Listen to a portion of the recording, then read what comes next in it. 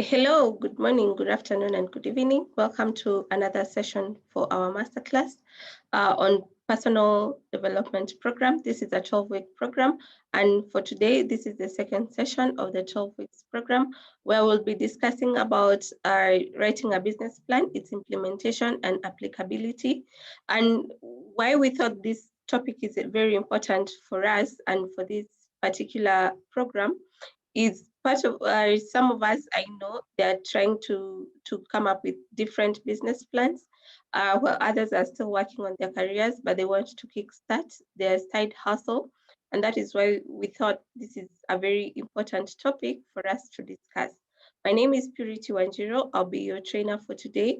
I also sum up as the director of Accurex Leadership and Management Consultants Limited, which is a HR consulting firm based here in Nairobi, Kenya. And we forever endure and want to bring you the best courses, the best classes, so that you can be able to benefit, not only grow as a person, but also as an organization. So welcome and thank you again for joining us. And we look forward to interacting more with you during this particular session. It will take us about an hour or so. Thereafter, we are open to receive any questions. We'll share our contact details at the end of the program so that you're able to reach out to us.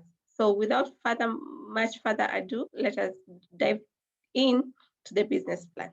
So whenever we talk about a business plan, this could be for an already existing business or a business that you have an idea or an idea that you want to start working on and developing. So and any business is eligible for a business plan. There's no business that is too small or too big to have or run with a business plan. So I'll be interested to just show you different stages that you ought to consider whenever we talk about a business plan, and what you really need to be on the lookout so that your business could be successful. And already, if you already have an existing business, then you could see the loopholes or the areas or gaps that are still lacking or missing within your business. So join us. I'm going to share with you my screen with a template that I use more often than not, just to very basically what we would consider in a business plan.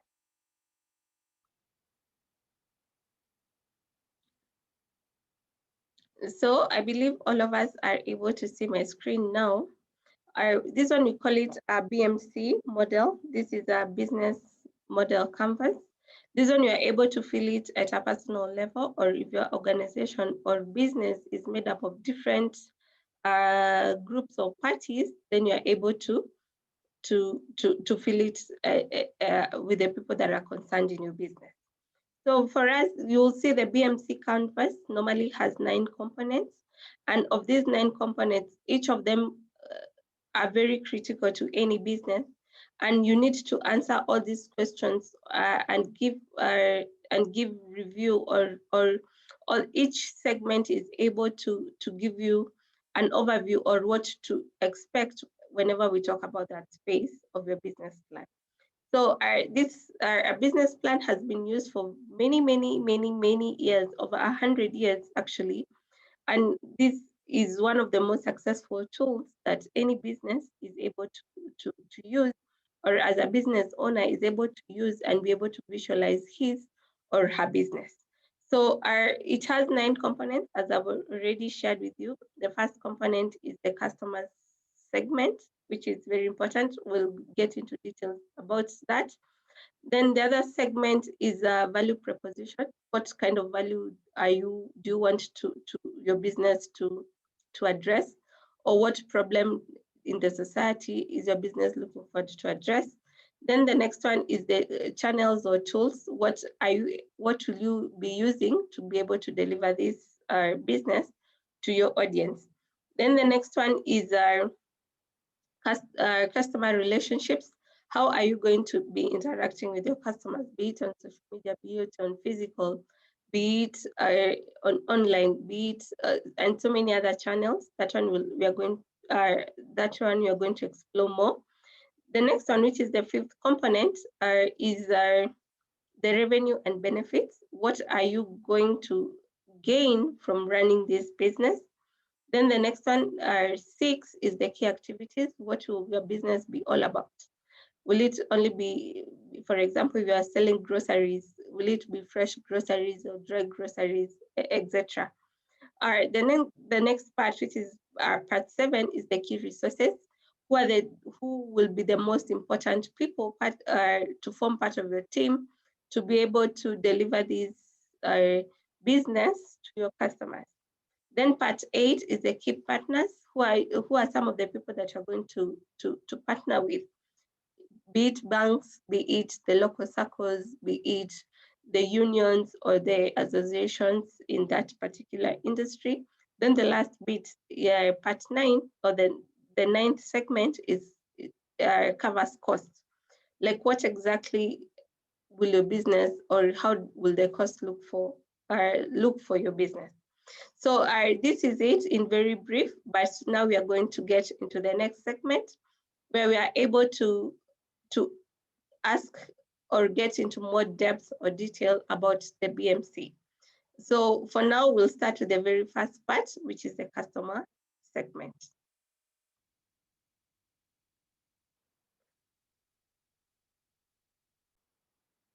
All right, so for our very first segment, we're going to look into customers. Who are you planning to help with your business? Be it the product or service that you want to offer, but who will be the biggest recipients? So we have a few questions, 4 of them, where we are asking, for whom do you create value? Say, for example, if you're running a grocery business, then you will say, your customers or the local mama or the local families will be your customers, because you'll be creating the value of bringing these products or services to them. Then the next question you ask is, who is your most important customer? Because the customer is very important in any kind of business, because they're the people who are going to buy your product or service. So you ask yourself, among all the customers that I'm planning to target or I'm already targeting, who is the most important of them all? Then with that, you're able now to customize your products or services more specifically to be able to suit their needs or wants as well. Then the fourth question you might be asking and a customer is, who depends on your work in order to get their own job done? So for example, for families, you might be depending on the wife or on the mother to help them prepare meals for their families. So for you, you'll be like, in the family setup, who will be my biggest customer? This could be the house girl, the wife, or the father, for example, if they're involved in the cooking process of their families. So you need, because once you identify whose work you're making happen, then the question of customer becomes very clear to you at that point. And then you ask yourself, who are your customers' customer? We'll still go back or refer to that example of groceries, because the house girl is your level 1 customer, but the mother or the owners or the breadwinner of that particular house where she's working is your customer's customer. So you might want to not only be able to address the customer question on the very first level, but also address it on the next or even higher level, so that you're able to address the question of customer completely. Then so we've given you a few examples of who your customers might be. They could be people, like as I've said, mothers, fathers, house girls, children, students, all these people. Then another example of customers could be organizations. Maybe you're partnering with a specific organization to deliver for them goods or services. They could be enterprises, your fellow businesses. Another segment of customers is our employers, managers, supervisors, colleagues, or users. And the list is very endless at this particular point. So for me, I would want, before we even move on, I would want you to identify the name of your business. So you just put it there, like what is the name of my business? And then let us take about 3 to 5 minutes to fill the segment of customers with your own business in mind. So let's take a short break, then come back in 3 to 5 minutes and see what you have identified as your customers.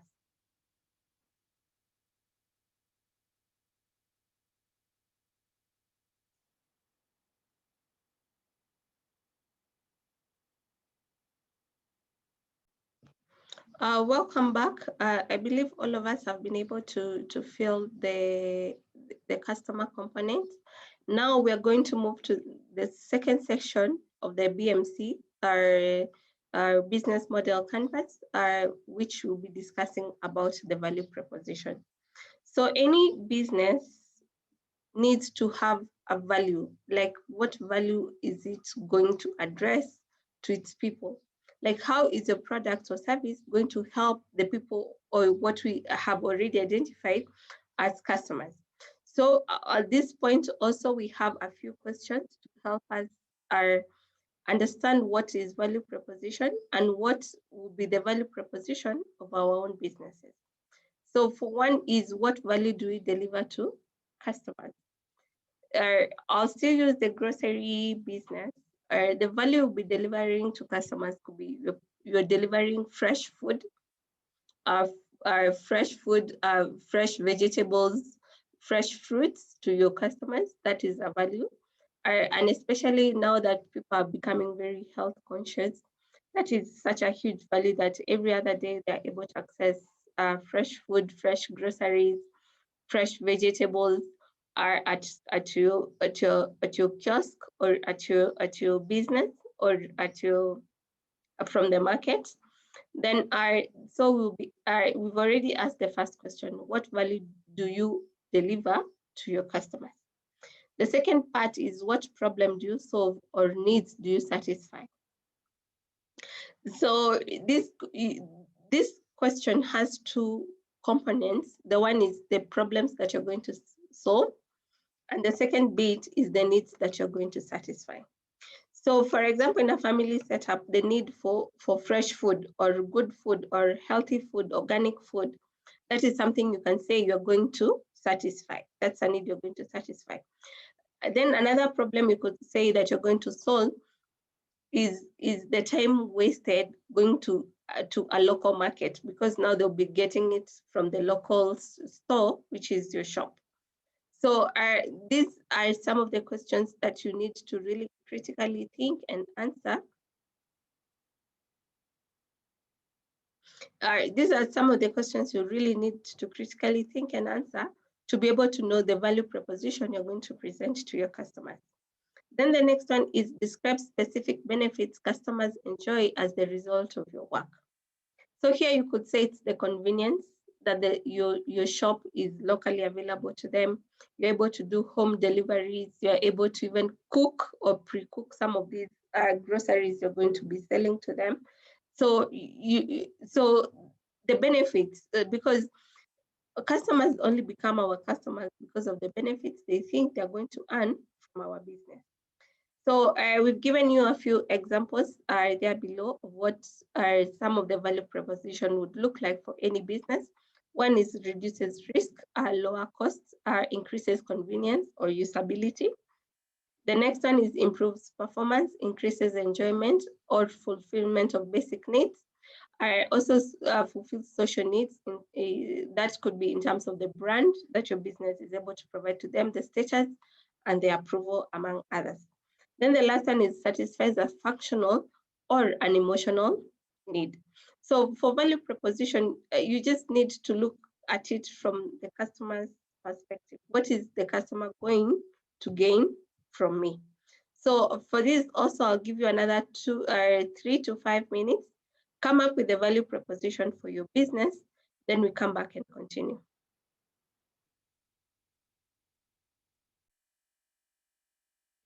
Welcome back. I hope you have been able to fill the value proposition for your business, that particular segment. Now we move to the third part of the BMC model, which is the channels and tools.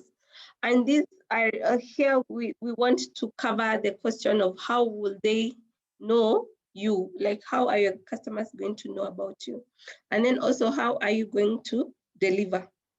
So whenever we talk about channels and tools, it's just making sure your customers know about you, know the products or services that you're offering. And also this segment also enables us to answer the question of how we are going to deliver these services or products to our customers. So a few questions here, about five of them, to just help us explore this particular topic on how we are going to answer the segment, the questions around the segment of channels and tools. So number one is, how do your potential customers find about you? Is it through referrals of already existing customers? Is it through family and friends? I know many of us, whenever we started or we start a business, we rely on family and friends to spread the gospel around that you have also started a new business, that you're offering this type of service or products. So how are they going to know about you? Are you going to use social media? Are you going to use an influencer? How are your customers going to find out that now you are existing and you have a business? The next one is, how can they appraise your value? Appraisal is like almost like an evaluation, or they're putting you to test.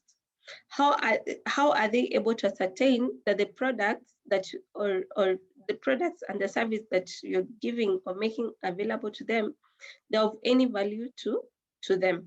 So that is like almost like a measurement. Like, your customers need to clearly know that this particular business, through the products and services that they're offering, it has an X element of value.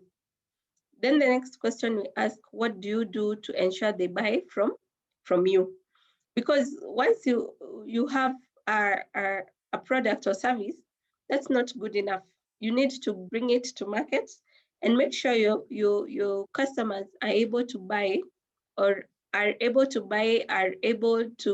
use the products and services you're making available to them.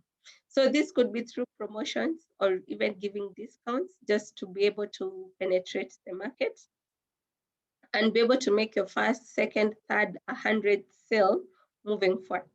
The next question we ask under channels and tools is, how do you deliver your value proposition to your customers? From the previous section 3, we've already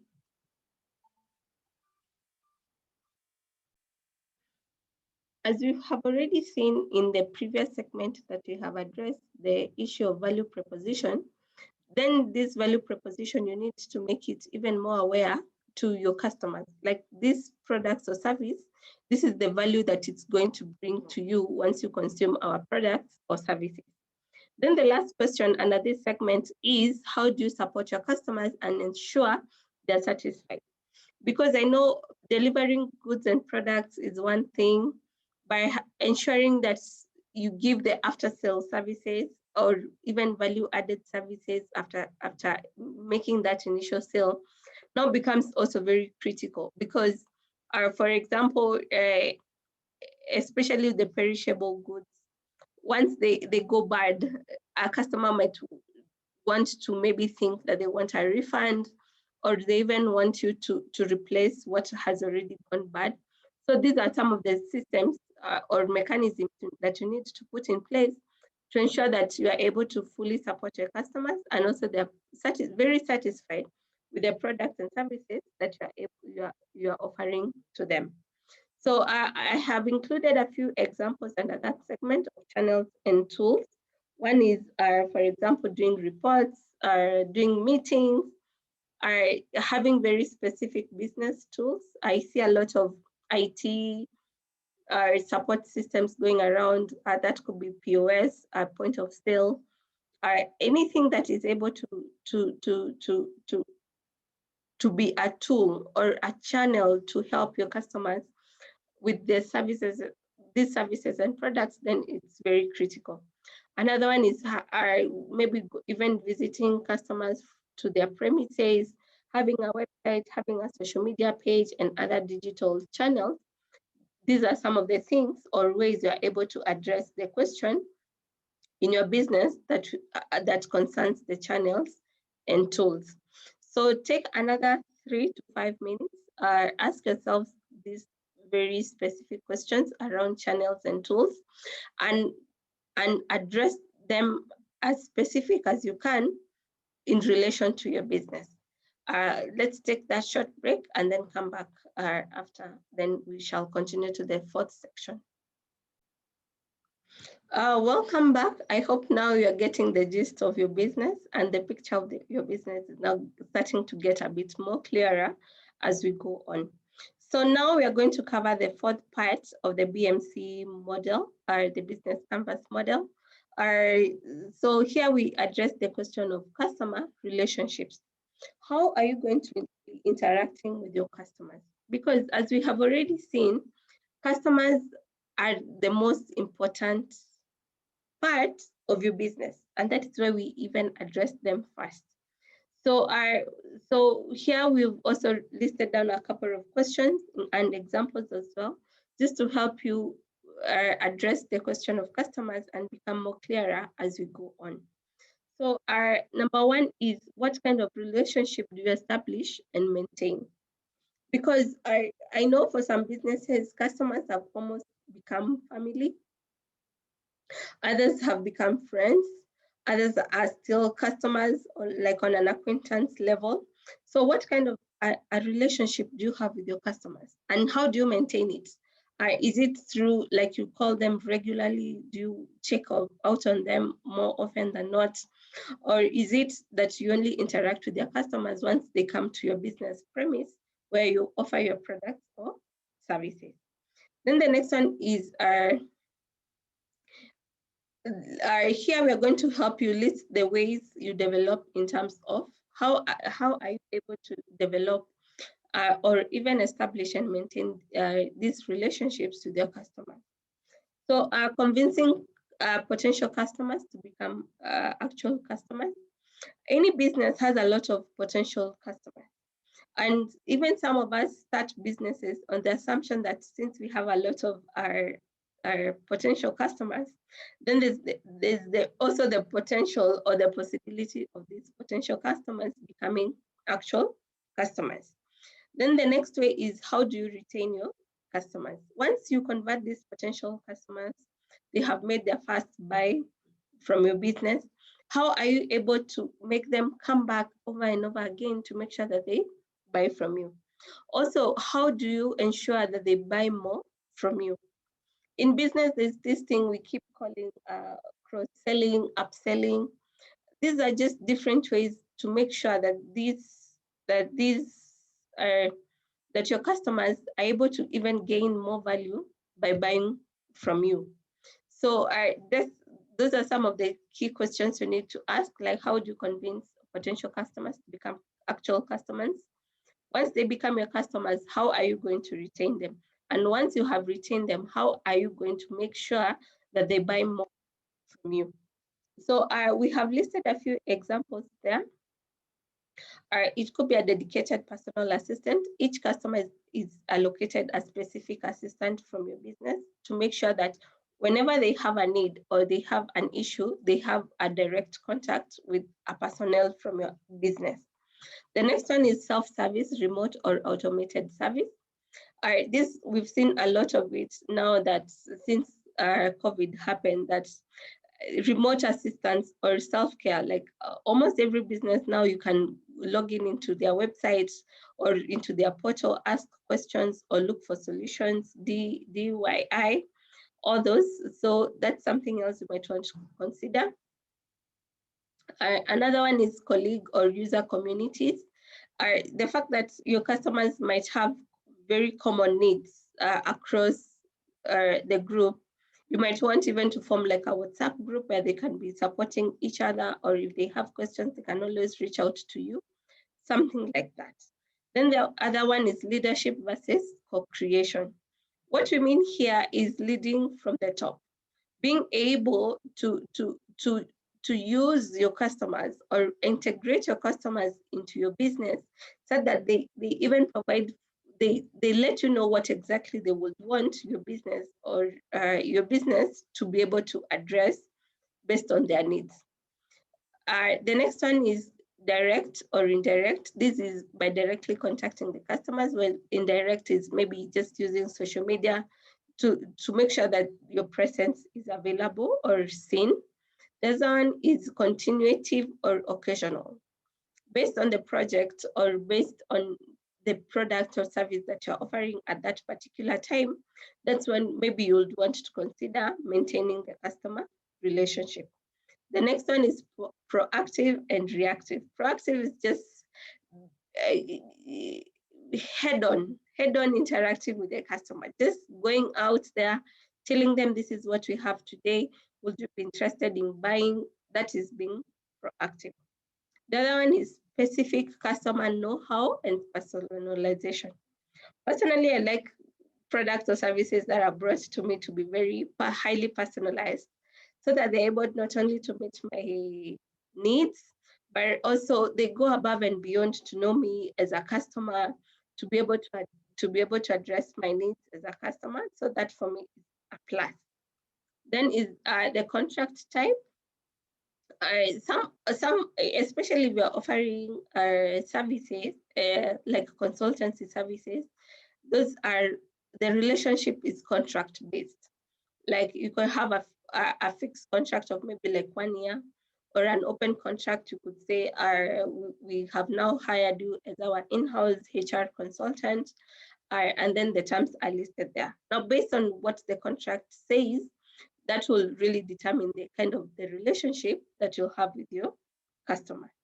The next one is recurrent sale per customer choice, sale, offer, and promotion.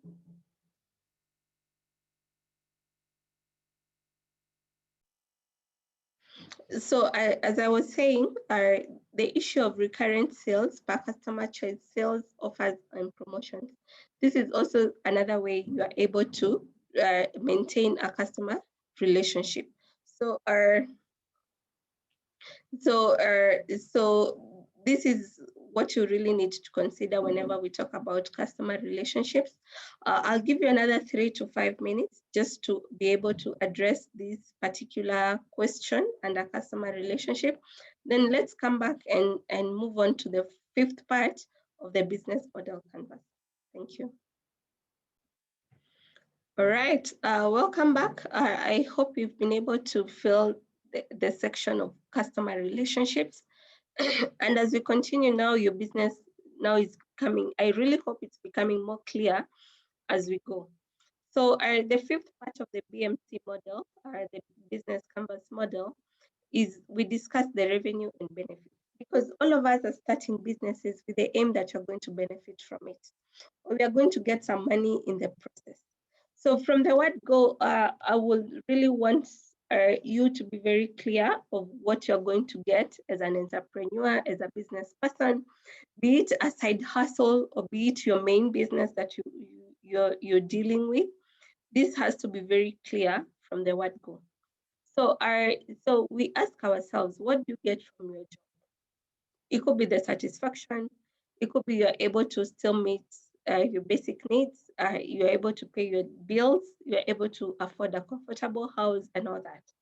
Then the next question you ask, what do your customers pay you for?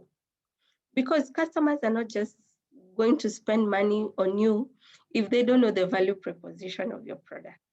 And we have already discussed about the value proposition.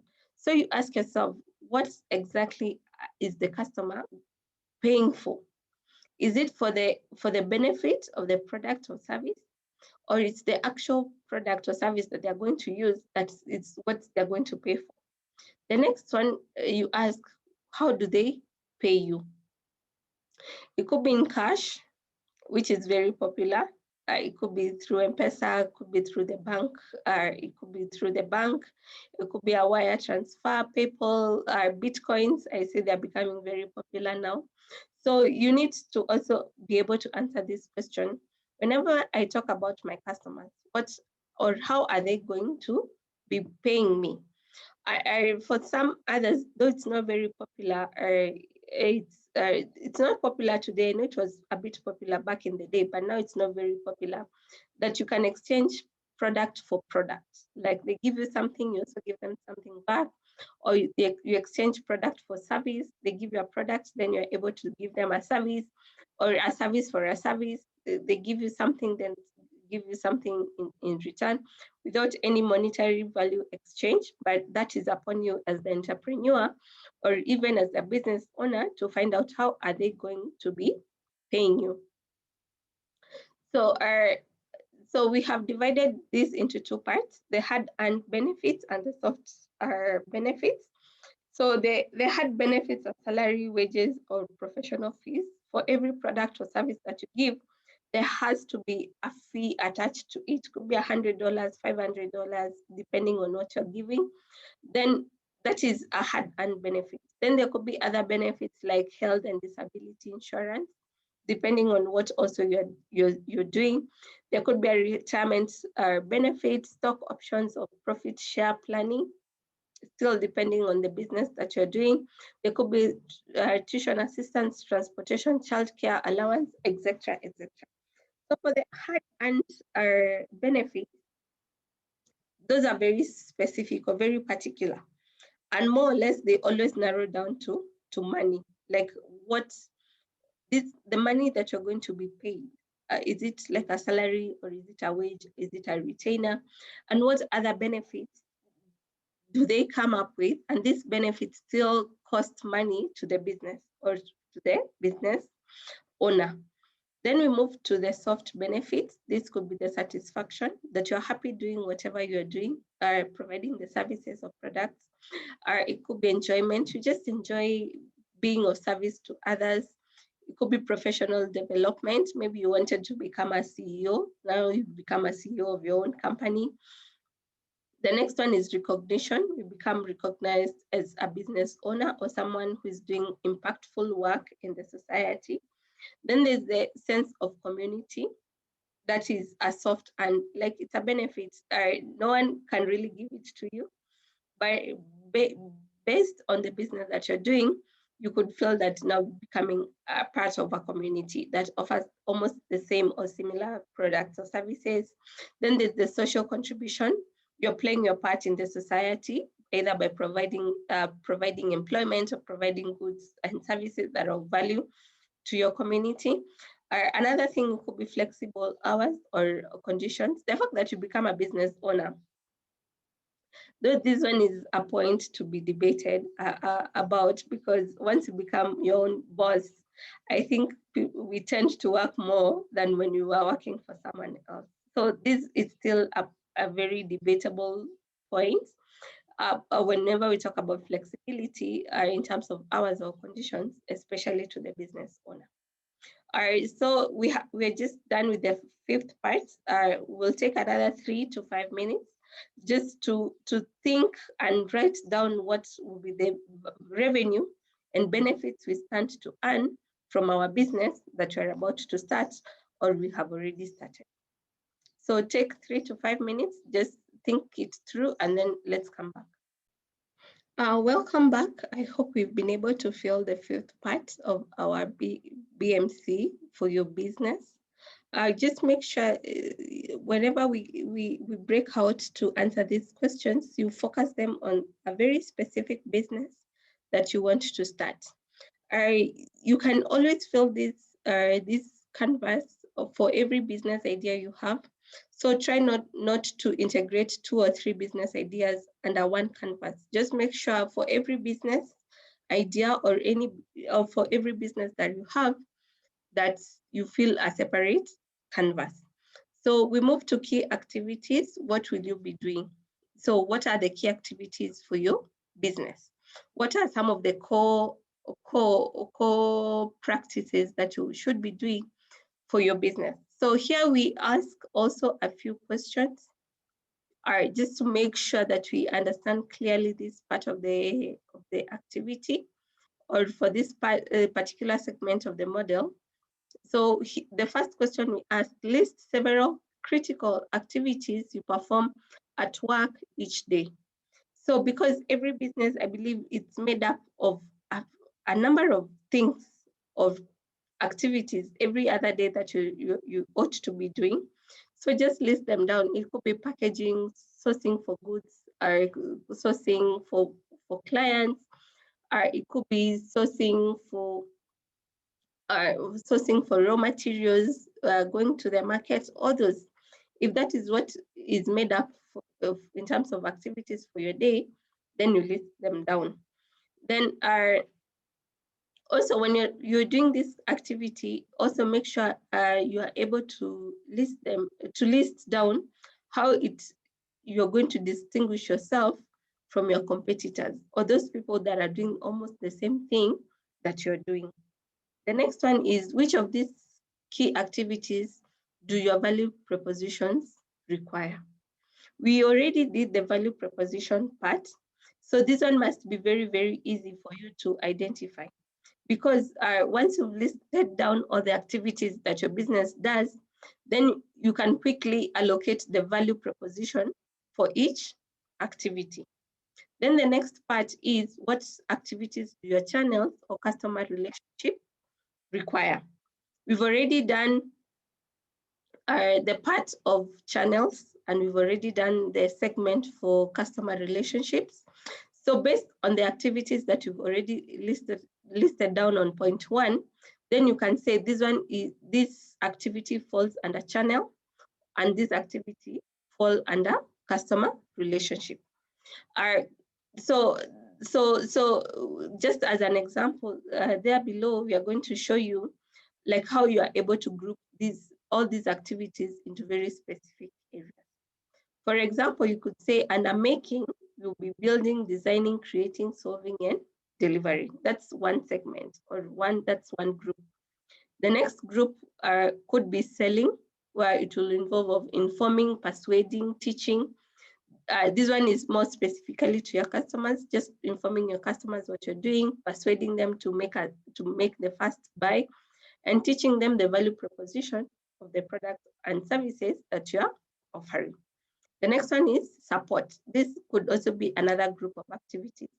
So for example, in point 1, if you came up with a group of 10 activities, look how you're able to group them into maybe 2 or 3 groups to make your work even easier, so that you know, whenever I'm doing this group, this is what I'll be targeting. If I'm doing the second group, this is the outcome or the purpose of doing this set of activities.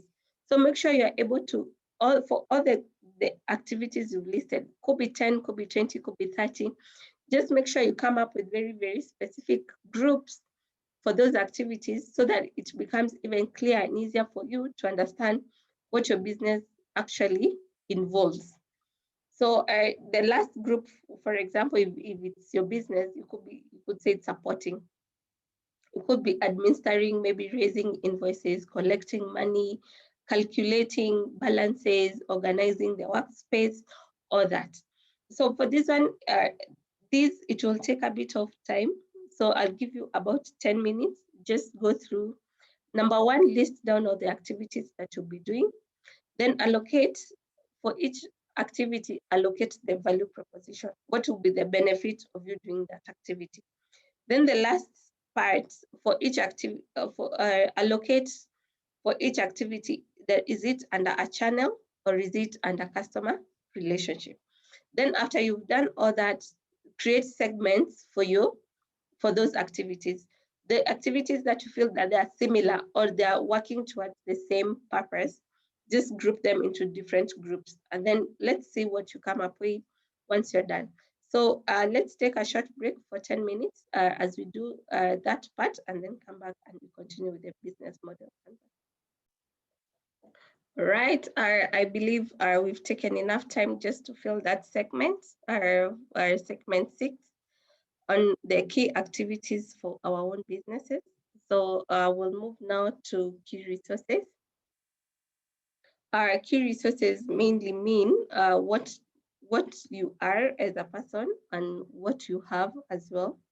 This could be in terms of your personality, your character, your ability, your strength, your education background, your experience, all that. That makes up a very important or critical key resource for you. So here you will list the main personal characteristics that you bring into play when carrying out your professional services. It could be you're very good at networking, it could be you're very good at product knowledge, or you're very good at product development. Those are some of the characteristics that you're going to bring to your business. So that one you'll have to list for you. Just look at it as like me. If I am Purity, what do I bring to my HR consulting business? So it's this segment is not only important for the HR consulting bit, but also for any kind of business you're doing. It doesn't necessarily mean a service, but also for products. Like you as a person, or you as the entrepreneur, what are you able to bring? What is it that you're able to bring to the table of your business? So rank your preferences. Do you like dealing primarily with people, information or ideas, physical objectives, or outdoor work? So once you identify who you are as a person, then the second part becomes easy because, for example, myself, I'm a people person. I'm very willing and ready to always meet, talk to people, interact with people, and all that. So depending on who you are, you'll find yourself either you fall under category 1, category 2, or category 3. So also that is part of self-awareness, because the better you know yourself, the better you know what you're able to bring to your business. And also, if you're going to look for additional help or assistance, you exactly know what you're going to look out for. Because if you're a people person, then the person to help you assist in your business will either or should be very good at ideas or information, and also maybe another person who should be very good at physical things or outdoor activities or such. So the next part under key resources we discuss is describe your abilities, things that you do naturally without effort. For me, I've given you the example of meeting people, interacting with people. It doesn't require much of an effort for me. And then, and a few of your skills, things that you have learned to do. The fact that I went to school to do HR, that is something I have learned in the process. I was not born to become a HR, but in the process of maybe learning, going to school, going to the university, it has made me become the HR I am today. Then list your main values and personality traits. This is very critical that you just have this part, especially for key resources, is very particular to the entrepreneur or to the business owner, because now it tries to understand, or it helps you understand who you are as a person in relation to the business model canvas. Then the next one is list other resources, personal networks. What kind of networks or contacts do you have in your life? What kind of a reputation do you have as a person? The personal brand, experiences, physical capabilities, and tangible assets that you own that are going to help you in your business. So this part, I know it might become very personal to you, and because it will make you really critically think about yourself as a person and also as an entrepreneur. So I'll give you also an additional 10 minutes to be able to answer all these questions around your characteristics, where you fall in terms of your preference, what you're able to do, what you have learned in the process to become who you are, your own values, your own personality traits, and all these resources. So let us take 10 minutes, list this down for fill up this segment, and then we continue.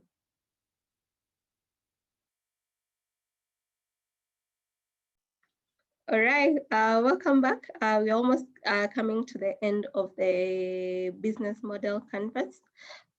Just how to best write your business plan using very applicable and very practical method. And also this will help you really implement your business. So moving forward, let's talk about the eighth component or the eighth segment of the BMC, which is key partners who are going to help you visualize and bring your products or service to your customers. So who helps you provide the value to your customers? It could be your suppliers, it could be your employees, it could be the place or the facility, the venue, the offices, the shop. Those are your key partners. So the next question we ask is, who supports you in other ways and how? Because a business is just not a business for you. It has so many different components that one value the value that your business gives to your customers, the value not only comes from you 100%. You find 20% is coming from someone else, another 10%, another 5% is coming from someone else. So then you need to identify who supports you in other ways and how. Then the other one is, do you have any partners supply key resources or perform key activities on your behalf? Because when we were discussing about the key resources, you'll find out that you're not able to do everything for your business. You require one person or another just to help you visualize or bring your business to life. So I have listed down some of the examples you could consider as key partners. These could be friends who talk about your business, who also become part of your customers.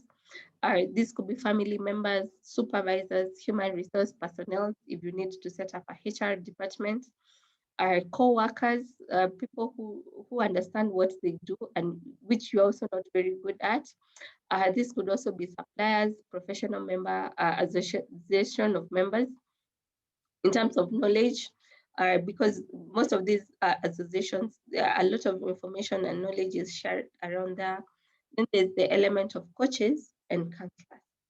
So these are some of the key partners, but now depending on the business that you do, it's you to really find out who are these key partners, who are the most critical people to bring on board for my business and be able to actualize and bring a value proposition to my customers. So this is very short, very brief. So for this one, we'll take another 3 to 5 minutes just to make sure we list down our key partners for our businesses. What activities are they going to play? What kind of support or what kind of value are they going to bring in our business? Then we move on to the last segment of our business model canvas. So let's just take 3 to 5 minutes and then come back as we conclude this session. Hello and welcome back. I believe we have been able to fill that part of key resources. And now we come to the very last part of the BMC. And here we talk about cost, because every business has a cost implication. You will not run a business successfully or end to end without incurring at least one cost or the other. So whenever we talk about cost, this is what I would think we need to be considering. What you give as a business owner, as an entrepreneur, what is your take? Like, what will be the implication, or what will this business cost you to be able to bring the products and services to your customers? So our number one is, what do you give to your work? Is it time? Is it energy? Because especially when businesses are starting up, they take a lot of our time just trying to figure out what is working, what is not working, what does the market want, what does the customer want. So that one really takes a lot of time and energy. So another question we ask ourselves, what are you giving up in order to work? Because it means in one end, if you are investing a lot of time, then it means someone or something in your life is also missing that time that you're giving to your business. So it could be family time or personal time, or if you have hobbies, now they have taken a pause on that, just for you to be able to focus on your business. Then what key activities are most expensive? Like, what are the most draining? What are the most stressful? It could be looking for customers is the most expensive activity you take on, because customers don't know you, they don't know your product, they don't know your service. By now you have the right product, you have the right service. Now you need to go out and look for customers to buy. So for example, that you'll find like it's one of the most expensive activities for your business. Then the next one is, which of your key partners are the most demanding in terms of time, money, and resources, because the people that you collaborate with, the suppliers, maybe the very first inventory, the initial inventory could be quite expensive in terms of the initial seed injection. So you need to really find out, of all the key partners I'm bringing on board, which are some of the most expensive or the most demanding, because you might need external help, for example, of an intern. But intern, for the fact that they're interns, they really don't have much of an experience. So the time you take to train the intern to understand your product, to understand how you want to deliver your products and services, to understand how you even interact with your customers, could take a minute or two before they really get to understand. So you just look like, of all the key partners that we had already identified on the key partner segment, which are going to be the most demanding, either in terms of time, money, or resources. So we have listed down an example of what some, sorry for that. We have just listed a few examples of what hard costs will look like, and also what soft costs will look like. So the hard costs are the excessive time and travel commitments. Maybe going to look for products, you need to travel a few miles away from where you normally stay or work. So that one is going to take a bit of your time, and also traveling so that you'll not be available either to your family or to your friends or even to yourself. Then unreimbursed commuting and travel expenses. This is expected, especially if you're the sole entrepreneur of your business, because the initial seed capital really has to come from the entrepreneur themselves. Then the next one is unreimbursed training, education tools, material, and other costs. The very fact that when you start a business, you identify you're not very good at something, the very first thought is for you to go back to school and learn what you're missing from your business. So on that very aspect, that could be missing. So, and the time and also the money that you invest in learning that new skill, no one is going to reimburse you because it's still your business. You're going to apply it in your business. Then the second bit of the cost is the soft cost. These are costs that really don't take up much of our time or our money, but we still feel them as costs. One is the stress. Starting up a business is hard. It's hard. It's hard. Like a lot of time is taken just to take off in terms of our products or service. There's also an element of dissatisfaction. The fact that customers are not coming as fast as you thought, the money is not coming as fast as you thought as well, could result to a bit of dissatisfaction here and there. Then the next one is lack of personal or professional growth opportunities. And this is so true. Whenever we work on our businesses, and like when we are employed, the opportunities of growth are very minimal, because your main focus is growing the business and not growing you as a person per se. So you might find like you just lacking the personal or the professional growth that you had hoped for when you're starting the business, unlike when you are employed. Then the last bit is low recognition or lack of social contribution.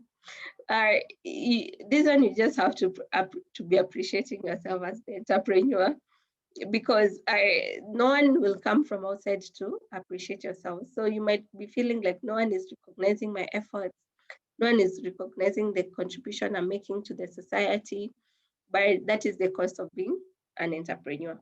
So we have just gone through the entire business model canvas. I really hope you take your time to fill every segment. And if anything is not clear, kindly bounce this off with me. I'm more than happy to explain to you any part that you feel it's not applicable either for your business, or you really did not understand it fully. But I really look forward to just seeing what you have filled for your various business and needs. And I also look forward to receiving testimonies of how your business is taking off. So that is the business model canvas. having done this, you're really able now to fully say that you have a business plan, because you have covered everything from customers, products, service, the value proposition, the costs, the revenue, the people, the key partners, the key resources as well. So this is the very first step and the most basic whenever we talk about our business plans. And by this, why I like the BMC model is because it's very applicable, it's very implementational, like it can easily integrate it in any kind of business that you're looking forward to start with. So I have been your trainer for today. I really look forward to seeing you in our next sessions. The next session will be discussing more about our record keeping for your businesses, even record keeping at your own personal level, just to make sure all your records are in place. But as you continue with the 12 program for the personal development program, feel free to invite your friends, feel free to invite your family to partake these very important and very critical lessons. But other than that, I have been your trainer for today. My name is Purity Wanjiro. I'm also the director for Accurex Leadership and Management Consultants Limited. And I look forward to meeting with all of you. Feel free to drop me an email at purity@accurex.co.ke, or you can reach out to me on 0784880083, or you can call our office line 0784989898. Other than that, have a very good afternoon, good morning, or good evening, depending on where you're tuning us from, and hope to see you next in our next lesson. Thank you so much, and God bless you all.